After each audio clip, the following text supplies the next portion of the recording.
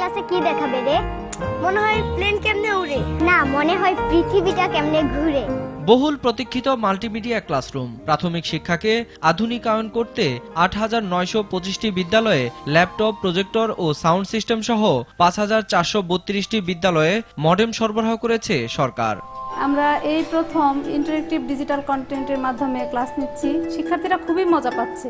তবে অবকাঠামোগত সমস্যা ও বিদ্যুৎ সংকটের কারণে এর সবগুলো চালু করা যাচ্ছে না। এখনো পর্যন্ত কোনো প্রজেক্টর, ল্যাপটপ এই ফ্যাসিলিটিসগুলো আমি পাইনি, কিংবা সাউন্ড বক্স সেটাও নেই।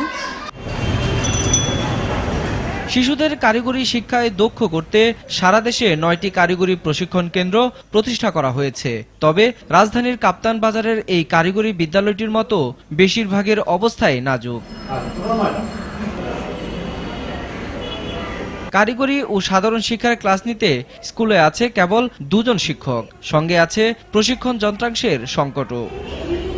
শিক্ষকের স্বল্পতা আছে, শিক্ষক মাত্র এখন ২ জন আছি আমরা। ২ জন শিক্ষক দিয়ে দেখা যাচ্ছে কারিগরি পাশাপাশি জেনারেল শিক্ষা দুইটা একসাথে চালানো খুবই টাফ। এমন সংকটের বেড়াজালে আটকে থাকায় শিক্ষার্থীরাও বিদ্যালয়মুখী হচ্ছে না। নতুন কিছু আরো যদি থাকতো ইলেকট্রিক শেখার, তাহলে আরো অনেক ভালো হতো। টিচার থাকলে তো ভালোই হয়, আর এটা তো আমরা সবাই পড়ছি জানি।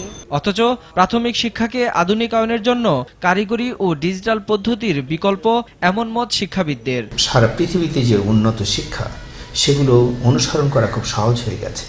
সুতরাং আমরা এবং কেন্দ্রীয়ভাবে আমরা কিন্তু শিক্ষাটাকে একবারে গ্রাম পর্যায় পর্যন্ত নিতে পারি।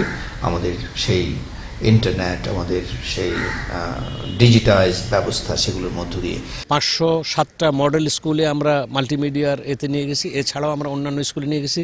আবার ইতিমধ্যে আরও ৫০,০০০ ল্যাপটপ আমার আসতেছে। শীঘ্রই আমরা সেই স্কুলগুলোতে যেখানে আমাদের বিদ্যুতের সংস্থান আছে সেখানে আমরা দিয়ে দিচ্ছি।